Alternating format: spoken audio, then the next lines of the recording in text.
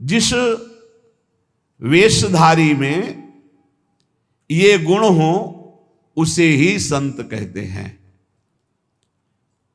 उसकी वाणी से केवल भगवत यश ही निकलता है। जब चार के बीच में बैठेगा तो भगवत चर्चा, ये पहली पहचान संत की। भगवान नारायण लक्ष्मी जी सहित समस्त पार्षदों को पहचान बताए हैं कि मेरे भक्त की सबसे पहली पहचान है कि वो जब बात करेगा तो मेरा नाम निकलेगा, मेरी बात निकलेगी। कहां गए थे वो? श्री जी की कृपा से परिक्रमा करके आ रहे थे। श्री जी ने ऐसी प्रेरणा की परिक्रमा होके आ रहे। और कैसे? बड़ी कृपा है लाडली जी की। नहीं और सब कैसे? बस श्री जी की बहुत कृपा है, बड़ी करुणामयी है। अपने जैसे अधमों को स्वीकार शुरू पिंड छुड़ाना उसको मुश्किल पड़ जाएगा। ऐसे प्रेमी हैं, खड़े खड़े वो ऊब जाएगा, कब भागो। वो चर्चा वृंदावन प्रियाजू लाडली लालो के ऐसे प्रियालाल के प्रेमी जन होते हैं कि उनको बस भगवत चर्चा ही करनी। अगर जबान खुली तो भगवत चर्चा। धूप है कि क्या है? देखा है, मधुकरी मांगने जा रहे संत जन मिल गए, खड़े धूप में नंगे पैर, चर्चा और घंटों चर्चा हो रही। बोधयंता परस्परम कथयंति च माम नित्यम तुष्यंति च रमंति च। ये कठिन बात है। चर्चा करते तो बहुत मिलते हैं, पर तुष्यंति च रमंति च, उसी में संतुष्ट होगा, आनंदित, उसी में रमण कर रहा है, उसे कोई चाह नहीं। भगवत चर्चा हुई मानो पेट भर गया। कितनी अहोभाग्य, 1 घंटा से भगवान की चर्चा हो रही, प्रियालाल की चर्चा हो रही। आगे कह रहे हरि को भजन, साधु की पहचान हर समय भजन परायण। कोई माला से जप रहा है, कोई बिना माला से जप रहा है। बिना माला से जपने वालों की पहचान होती है, वो गुरु प्रसाद से जागृत होती है। एक दृष्टि में पता चल जाएगा ये बहिर्मुख है या अंतर्मुख होकर नाम जप कर रहा है। जहां एक दृष्टि गई तो पता चल जाता है। अंतर्मुख का एक अलग होता है, वो एक कुछ अलग चेहरा हो, चाहे जितना वो छुपाना चाहे नहीं छुपा सकता। एक दृष्टि में पता चलता है नाम जापक है, अंतर से में नाम चल रहा है। और चाहे जितना दिखाना चाहे, मान लो ऐसे बाहर, तो अंतर में पता चल जाएगा ये केवल सामने की बात है, अंतर में इसके नहीं चल रहा है। दोनों बातें भजन करने वालों को अपने आप पता हो जाती है। उपासक, संत, भागवत, महाभागवत, इन सब की पहचान भजन से ही है। कल चर्चा जब विश्राम हो रही थी सुना था, आधे पल के लिए भी त्रिभुवन की राज्य लक्ष्मी देने पर जो अपने प्रभु का भजन नहीं छोड़ता, सुमिरन नहीं छोड़ता, वो महाभागवत है। तो हरि को भजन ये प्रधान बात है। मुंह खुले तो भगवत चर्चा और मुंह बंद तो नाम चल रहा है। राधा वल्लभ श्री हरिवंश, राधा वल्लभ श्री हरिवंश, या जो गुरु जी ने दिया हो, जो नाम प्रिय हो, राधा राधा। ये मान लो, बहुत आनंदित हो जाओगे। मान लो कुछ पैसा नहीं लगना हो, बहुत बड़े धनी हो जाओगे, बहुत बड़ा लाभ मिल जाएगा। ये सब पुण्य रुई का ढेर समझो, एक अपराध बन जाए सब भस्म हो जाएंगे। नाम सोना है, सोना जितना तपेगा उतना ही चमकेगा, नष्ट होने वाली नहीं, अविनाशी वस्तु है। कमा लो ये सोना। ये जो सोना है, सोना, ये सोना वास्तविक सोना, इसी सोना में सोवत पांव पसार। पूरी रात निकल जाए, जब नींद ना आवे, मंत्र चले, तब समझो। इसके लिए कभी सर्दी में कंबल नहीं ओढ़े गए, इसी बात के अभ्यास के लिए कभी कंबल नहीं।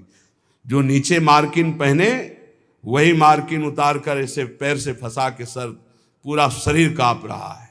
मंत्राकार वृत्ति, पेट में अन्न नहीं, ऊपर वस्त्र नहीं, गंगा का किनारा, भीषण सर्दी, 1 मिनट नींद नहीं, मंत्राकार। 4 बजे गंगा में फिर खड़े हुए। ऐसे थोड़ी भागवतिक वृत्ति बनाई जाती है। ऐसे लगा जाता है जैसे गरीब आदमी ओवर टाइम करके पैसा कमाता है, किसान आदमी रात दिन लगा रहता है। ऐसे कायर पुरुष थोड़ी भजनानंदी होते हैं।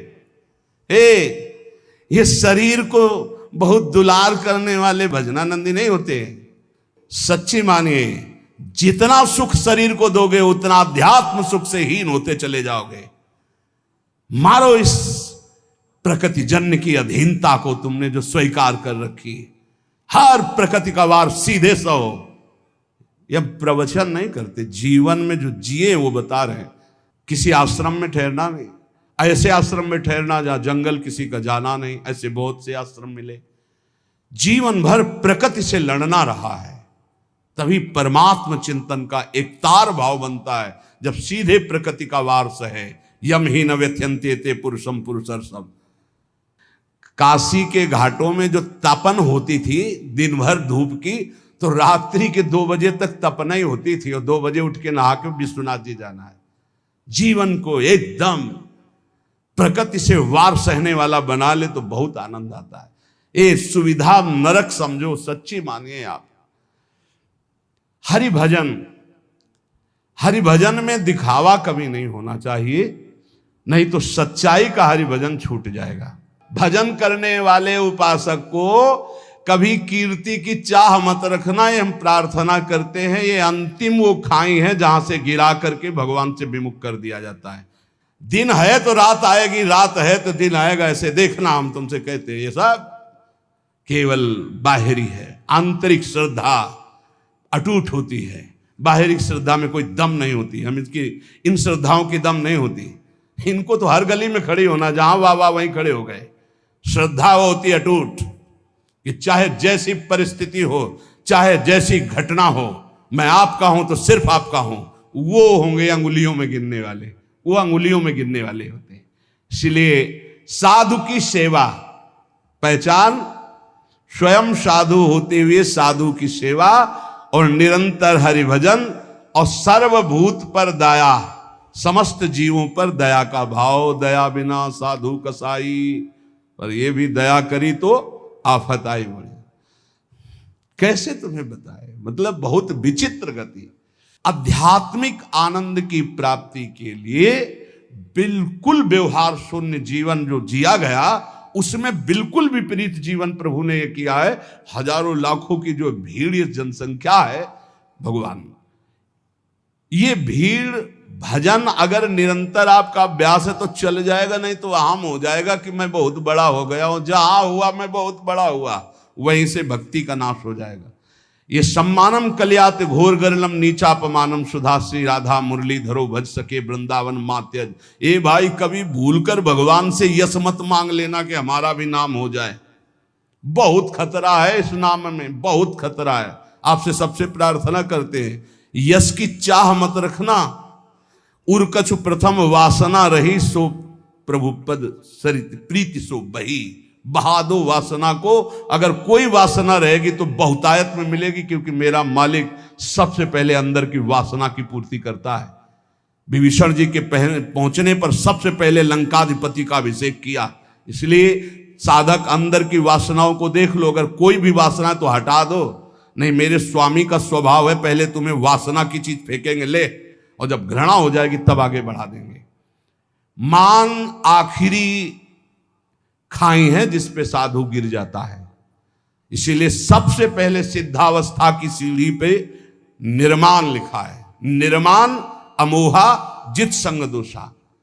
अपने में कोई गुणा अभिमान आकर के ये श्रेष्ठता का भाव हो जाना, मानो परमार्थ में पोछा लग जाना है।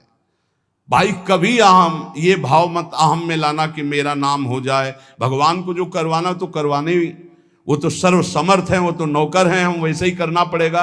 पर चाह कभी मत करना। अगर चाह किया तो ये आखिरी खाई है, इसमें साधु को गिरा दिया जाता है। ये माया की बड़ी विचित्र मनोहर चाल है। बड़ा मीठा जहर है जिसे हाथ में लेकर स्वयं खा लिया जाता है। ये मान, प्रतिष्ठा, यश, कीर्ति, ये जगत मंगल कराने वाले भगवान की हो, उन्हीं का यश गाए। अपनी कभी न मानकर इसका जो भोग करेगा वो नष्ट हो जाएगा।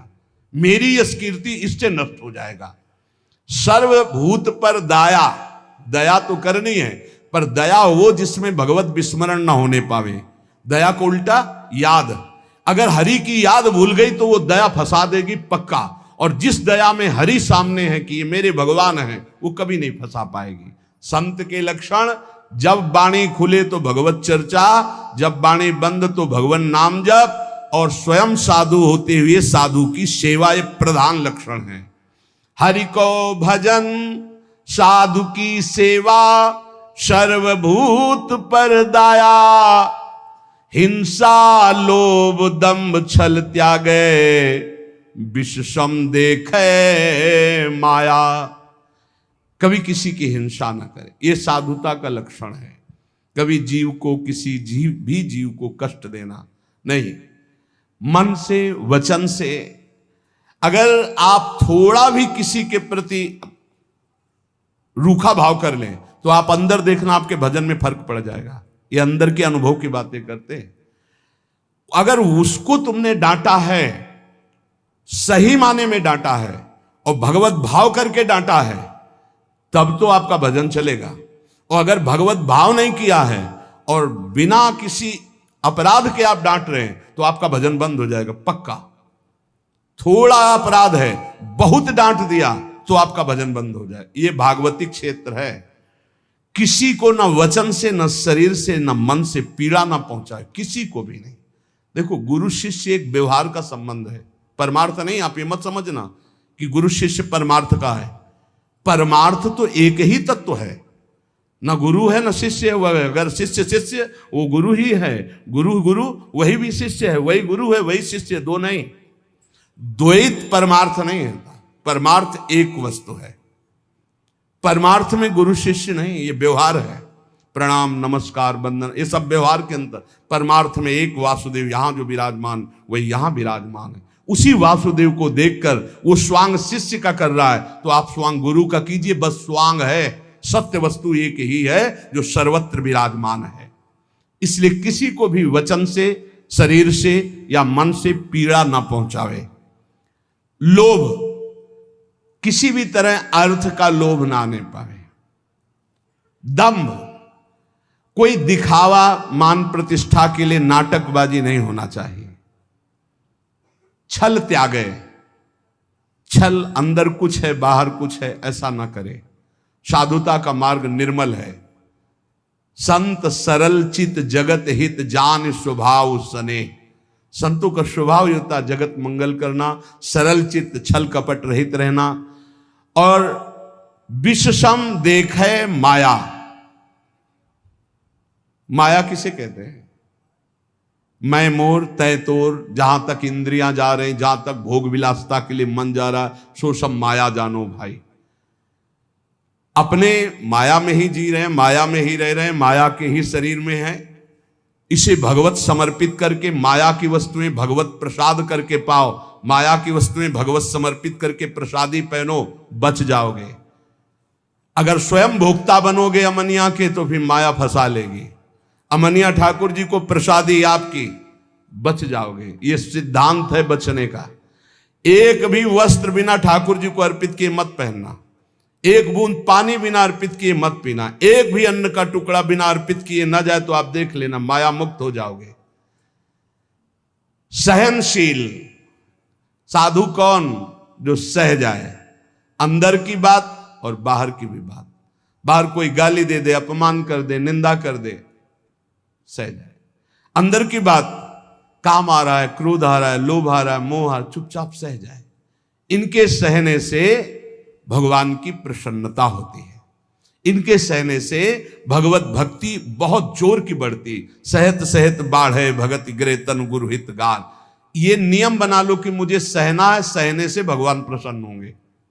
अपने प्रभु के लिए हर दुख सहना है।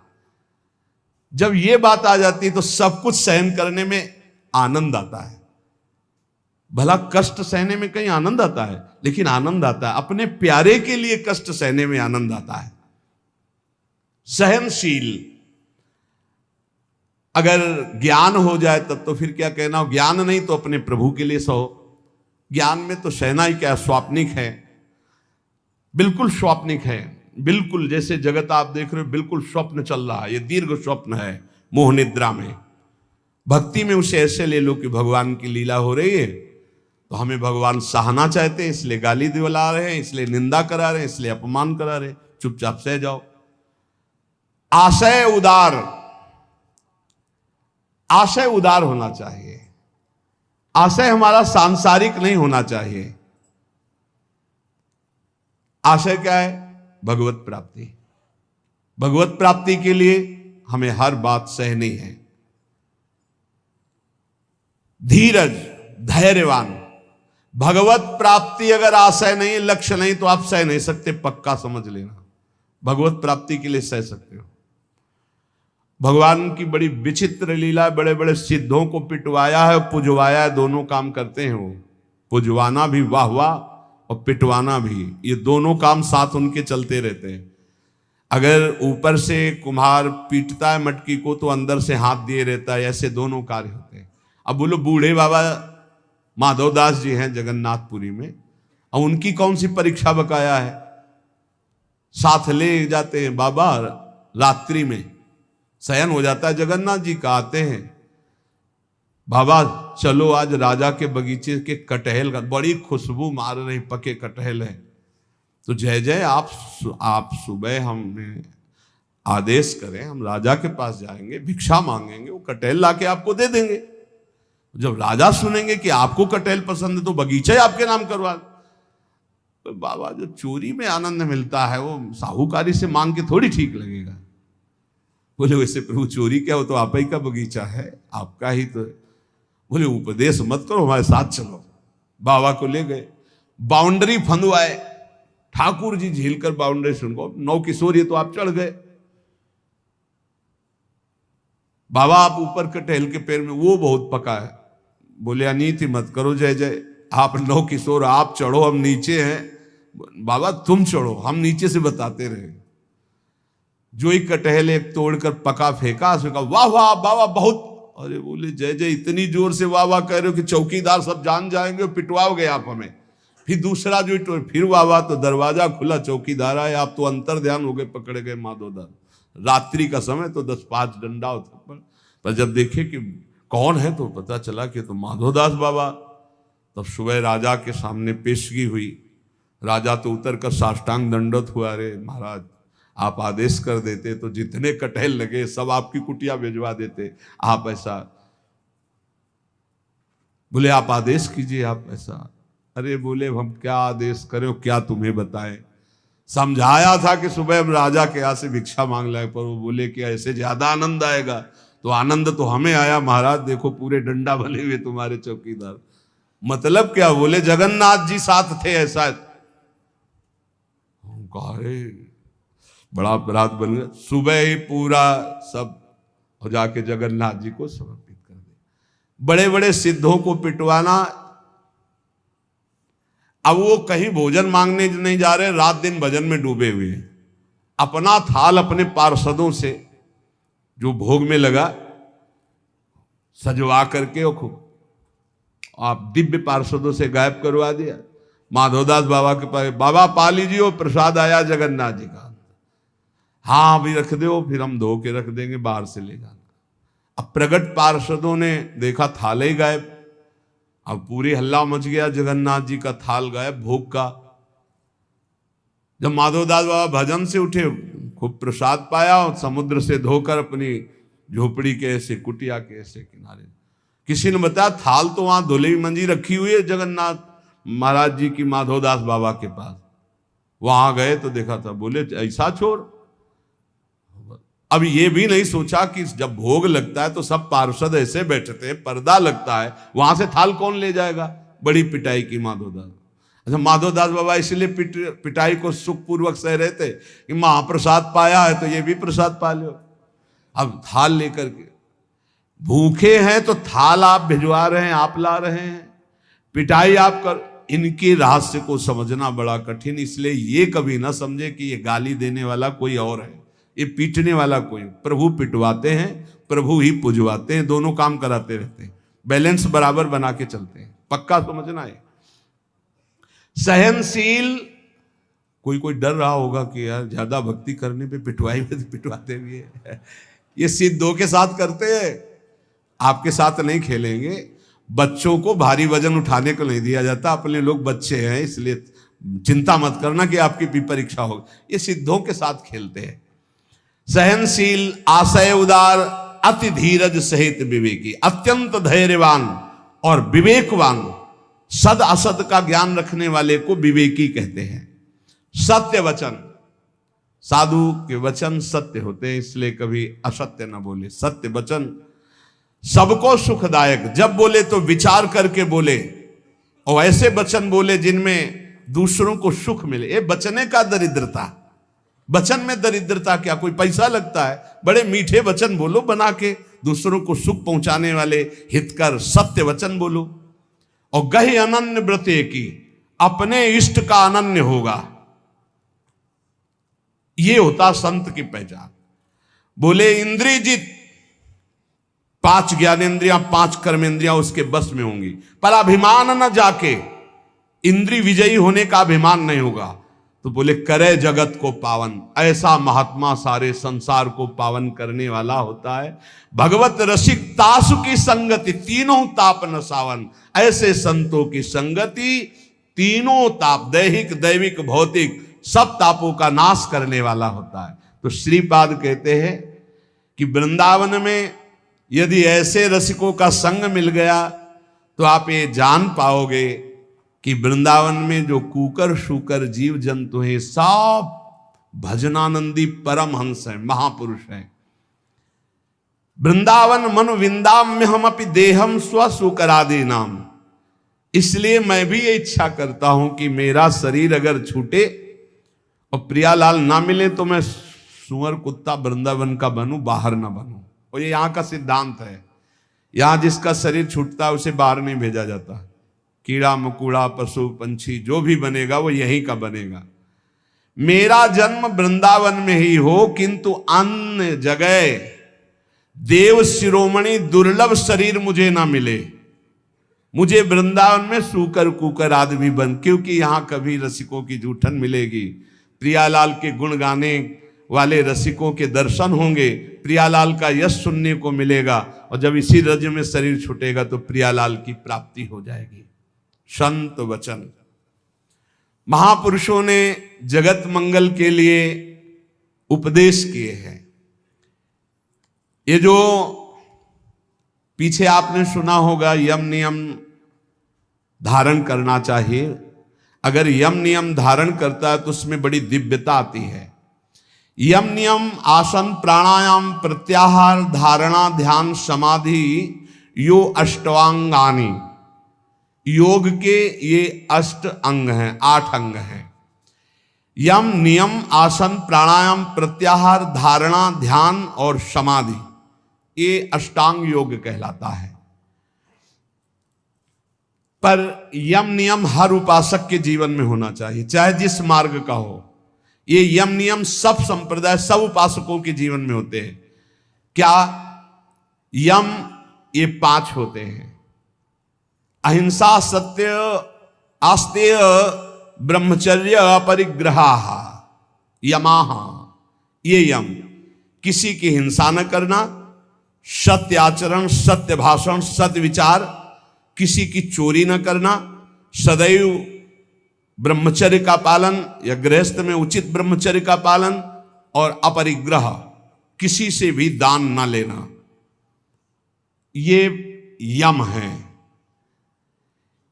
अगर यम का पालन किया जाए, अपरिग्रह स्थैर्य जन्म कथंत संबोधा, अगर किसी से जिंदगी भर कोई दान ना ले, यम का और नियम का पालन करे, तो उसे कई जन्मों की स्मृति प्राप्त हो जाएगी। जैसे इसमें ब्रह्मचर्य, अपरिग्रह, आस्ते, चोरी ना करना, सत्य बोलना, किसी की हिंसा न करना, ये 5 यम हैं। इनमें अपरिग्रह, जो इन 4 यमों का पालन करते हुए 5वां अपरिग्रह, कभी किसी का दान न ले, आकाश वृत्ति से प्राप्त हुई भिक्षा या माधुकरी वृत्ति से प्राप्त हुई भिक्षा को कभी दान नहीं कहते। जो किसी से हाथ फैला के लिया जाता है उसे दान कहते हैं। आकाश वृत्ति से जो हमें भगवान बैठे बैठे दे दे, अजगर वृत्ति, ये माधुकरी वृत्ति, ये संतों के लिए रखी गई। और गृहस्थ में तो दान लेने का कोई सवाल ही नहीं, धर्म पूर्वक कमाओ और दूसरों की सेवा करना वो बात है। लेकिन तीर्थयाटन या कहीं भी जाकर कई बार मना किया है, आप गृहस्थ हो, अपनी मेहनत की कमाई का खाओ, भले आप चना चबेना से समय काटो, लेकिन किसी की हलवा पूड़ी दी हुई मत खाओ, क्योंकि आपके पुण्य बच जाएंगे। कितनी बड़ी बात है।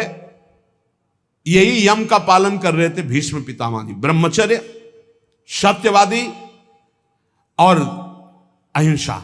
अहिंसा का तात्पर्य बहुत सूक्ष्म होता है। जो धर्म विरुद्ध आचरण करने वालों को धर्म युक्त दंड देता है, वो हिंसा नहीं मानी जाती। अहिंसा का मतलब यही नहीं कि केवल अधर्मी पुरुष है, पापाचरण कर रहा है, आपका राजकीय पद में अधिकार है कि उसको दंडित किया जाए और आप उसे कि मैं तो अहिंसा व्रती छोड़ दिया, अब हिंसा हो गई, क्योंकि वो हजारों को अधर्म करके दुख देगा, वो तुम्हें पाप लगेगा। तुम अधिकार प्राप्त हो राजकीय विधान से, उसको दंडित करो, उसको शासन में लो। अधिक पापी है तो उसको न्याय के द्वारा ऐसे कब्जे में रखा जाए जिससे वो अपराध ना कर पावे। तो कहीं कहीं हिंसा भी अहिंसा हो जाती है, हिंसा भी अहिंसा हो जाती है। जैसे हम पीछे सुनाया था, वो लकड़ी हरी उजाले का, पूरे 4 को मारा तो पूरा गांव बच गया, तो वो अहिंसा हो गई, वो पुण्य हो गया। भीष्म पितामह जी को भगवान से कह रहे कि मुझे 100 जन्म की पूरी याद है, पीछे मैंने कोई ऐसा पाप नहीं किया जो ऐसा भोग रहा हूं। ऐसे ये जो पूर्व जन्मों की स्मृति है, ये यम धारण करने से प्राप्त हो जाती है। अहिंसा, सत्य, चोरी ना करना, ब्रह्मचर्य धारण करना और किसी से परिग्रह न लेना, दान न लेना। दान लेने से बहुत हानि होती है, बहुत हानि होती है। दान लेने में खुशी नहीं होना चाहिए कि हमें कोई बहुत महंगा स्वेटर दे रहा है, बढ़िया घड़ी दे रहा है, खूब रुपया दे रहा है, ये बहुत घाटे का है। नाशवान वस्तुओं से अविनाशी भजन का हिस्सा बटा देना, ये कोई बुद्धिमत्ता नहीं है।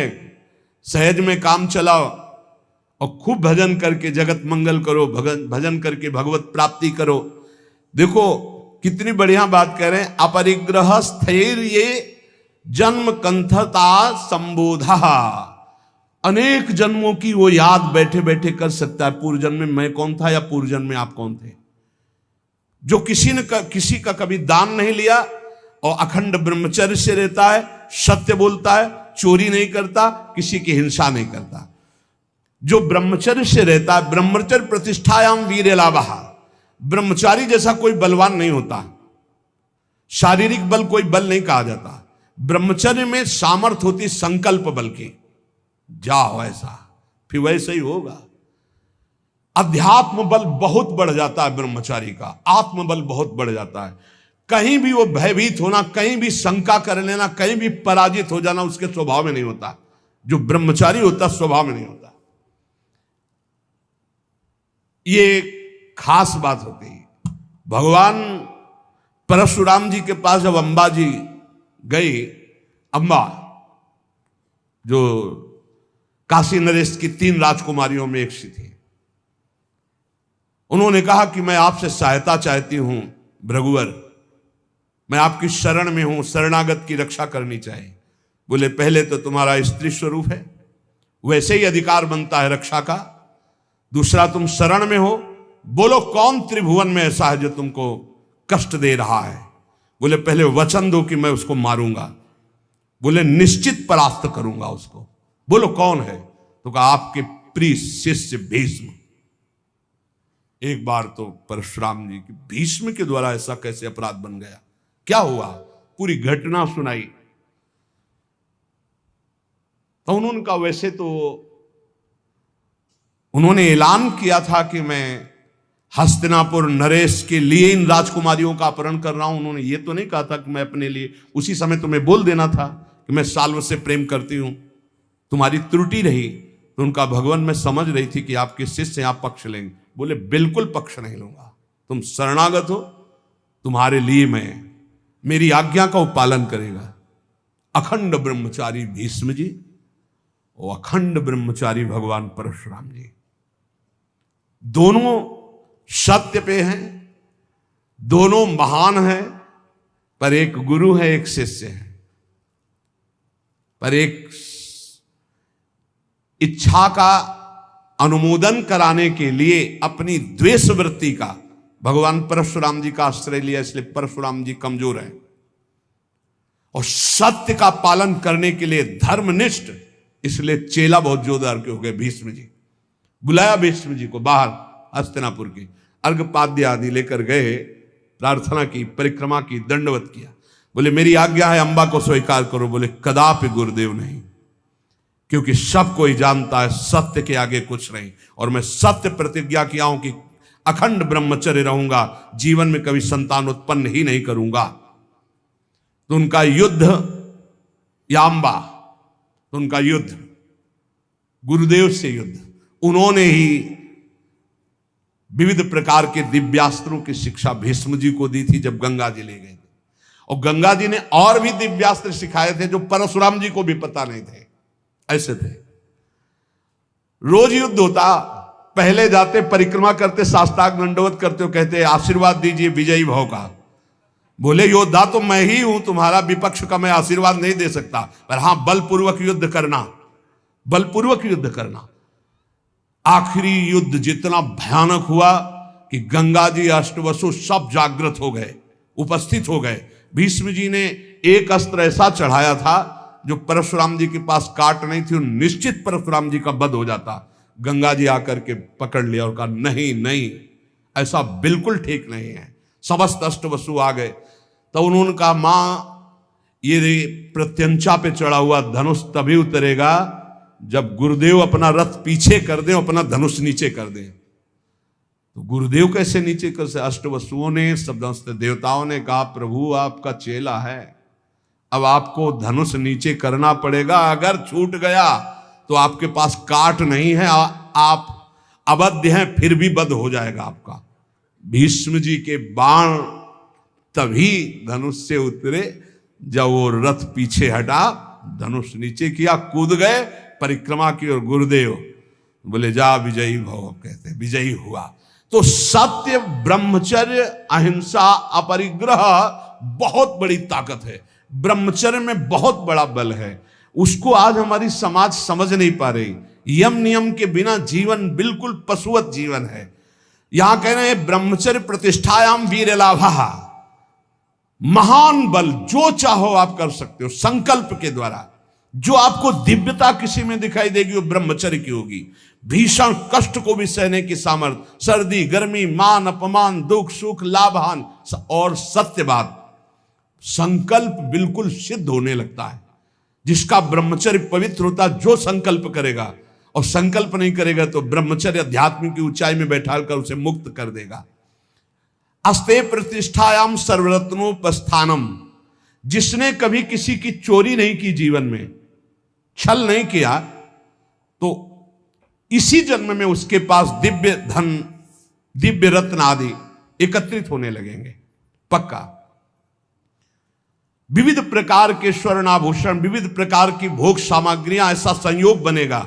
कभी चोरी नहीं की, जो इन यम नियमों को धारण करता है। एक एक का बहुत बड़ा प्रभाव है। अस्तेय प्रतिष्ठायाम सर्वरत्नोपस्थानम, अपने आप आकर के संपूर्ण रत्न, स्वर्ण आदि संपत्ति उसके पास एकत्रित, जो कभी जीवन में चोरी नहीं किया, जो ब्रह्मचारी है, जो अहिंसा परायण है, और जो अपरिग्रह, कभी किसी से दान नहीं लिया। वैसे भी लिखा हुआ है कि जो धर्मात्मा पुरुष धर्म से यम नियम के द्वारा चलता है, तो जैसे समुद्र में बिना बुलाए हुए सारी नदियां जाती है, ऐसे चारों तरफ से संपत्ति उसको घेरने लगती है, सुख सुविधा उसको घेरने लगती है, जो धर्म पूर्वक चलता है। सत्य प्रतिष्ठायाम क्रियाफलान आश्रयत्वम, जो सत्य बोलता है, सत्य विचार वाला है, सत्य आचरण वाला है, तो सारे फल उसका आश्रय ले लेते हैं। हर क्रिया का फल वो जो चाहे, जैसे चाहे, जो बोलेगा, जो सोचेगा वही हो जाएगा। ऐसा है। एक इतना बड़ा बालक है, हंसी मजाक में सर्प डाला था, कोई गुस्सा होके नहीं डाला था परीक्षित जी ने, कि पता नहीं समाधि में है या ढोंग कर रहे हैं समाधि का, ऐसे डाला और चले गए। कुछ बच्चों ने जाकर बताया, श्रृंगी ऋषि तुम्हारे पिता के गले में चक्रवर्ती सम्राट महाराज परीक्षित मरा हुआ सर्प डाल दिए। उनका ऐसी असभ्यता, इतने बड़े बालक हैं अभी, ऐसी असभ्यता, चक्रवर्ती सम्राट होता हुआ भी इन महापुरुषों की महिमा को नहीं जानता, ऐसी असभ्यता।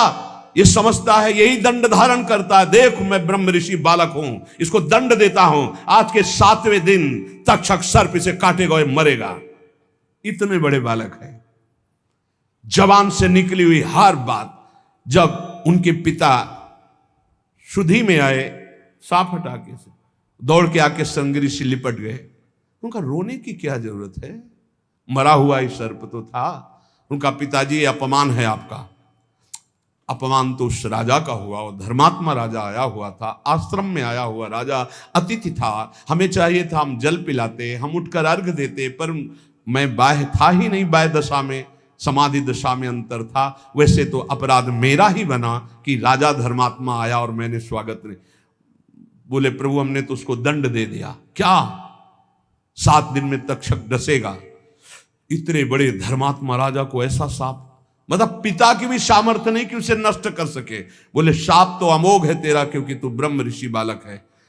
कुछ ऋषियों को भेजा, जाओ परीक्षित को बता दो तुम्हारा 7 दिन में जो कुछ कल्याण करने का उपाय कर लो, नहीं 7वें दिन तक्षक काटेगा और निश्चित काटेगा और तुम्हारी मृत्यु हो जाएगी। ये है सत्य में स्थित रहना। सत्य प्रतिष्ठायाम क्रिया फलाश्रयत्वम, जो बोले जैसा सोचे वैसा ही हो जाए। अब आज सत्य नहीं जबान में झूठा है तो सब पूरा जीवन ही झूठा है। अहिंसा प्रतिष्ठायाम तत्सन्निधौ वैर त्यागः, जो कभी किसी को दंड नहीं देता, शारीरिक मानसिक वाचिक, तो सांप हो, बिच्छू हो, हिंसक कोई भी जीव हो या कोई दुष्ट हो, उसके सामने आके घुटने टेक देगा, वैर नहीं रहेगा। ये अहिंसा का उसके ऊपर प्रभाव होगा। फिर शौच संतोष तपा स्वाध्याय ईश्वर प्रणिधानानि नियमाः। शौच, संतोष, तपस्या, स्वाध्याय, ईश्वर शरणागति, ये 5 नियम है। यम नियम जिसके अंदर सब सुख संपत्ति आ जाएगी, लेकिन यम नियम छोड़ करके मनमानी आचरण करने वाले सब दुख विपत्ति आ जाएगी। उसो है, देख लो यम नियम कौन धारण कर रहा है? जानते ही नहीं कि यम नियम है क्या, क्योंकि जानने के लिए शास्त्र स्वाध्याय संत संग चाहिए, वो तो बड़े भाग्य से मिलता है। 5 यम जिनका फल सुन चुके। यम अहिंसा सत्य अस्ते ब्रह्मचर्य परिग्रह। नियम शौच, शौच शरीर को पवित्र रखना, वस्त्र पवित्र रखना, ये इनका बहुत बड़ा प्रभाव है। इसको ऐसा ना समझा जाए कि खिलवाड़ है।